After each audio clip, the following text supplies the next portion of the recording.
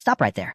Before you open Amazon, Flipkart, or walk into a laptop store and get hypnotized by an i7 16 gigabytes. Gaming. Only 79,999 Indian rupees. Remember this. Buying a college laptop isn't about getting the biggest number on the box. You're going to use it for classes, coding, assignments, presentations, interviews, projects, maybe gaming, editing, and possibly AI workloads. So the real question is not, what's the most powerful laptop, but what's the right laptop for the next 4 years of my life? Let's break it down. First, the display. You'll mainly see IPS and OLED.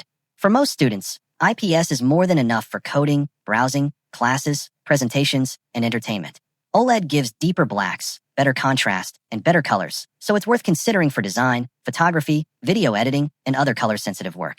For size, 14 inches is the sweet spot if you move around campus, while 15.6 or 16 inches makes more sense if you mostly work at a desk.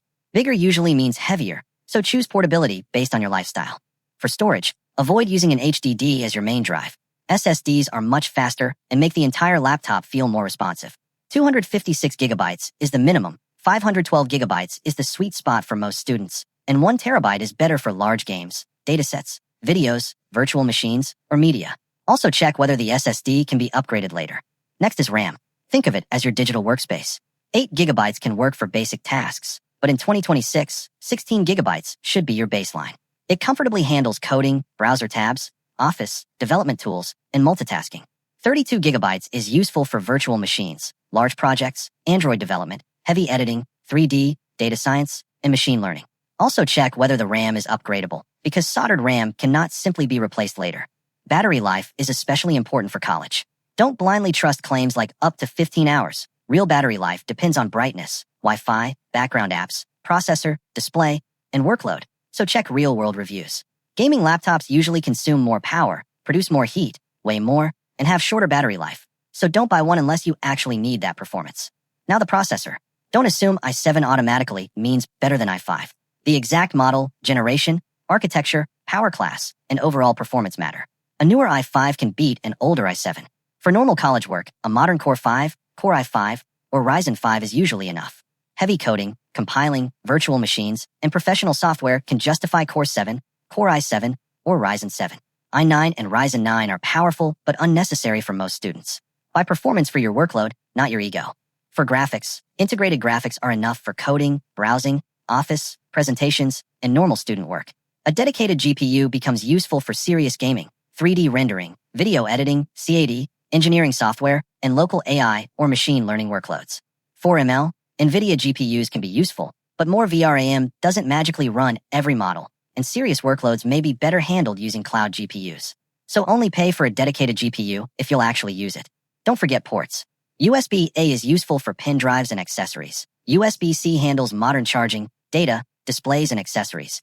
HDMI is extremely useful for projectors and external monitors. The headphone jack is still practical, and SD or microSD is valuable for photographers and creators.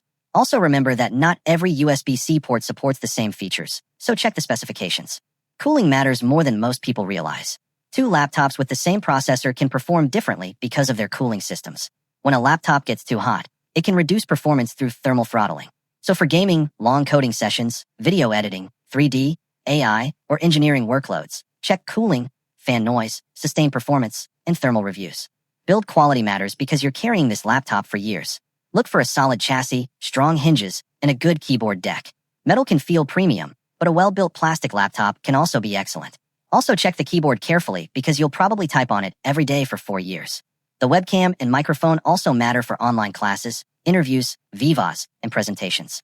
A good 1080p webcam, decent microphone, and privacy shutter are useful bonuses. For connectivity, prefer modern Wi-Fi standards such as Wi-Fi 6, 6E, or 7 when available, along with modern Bluetooth. Then there's warranty and service.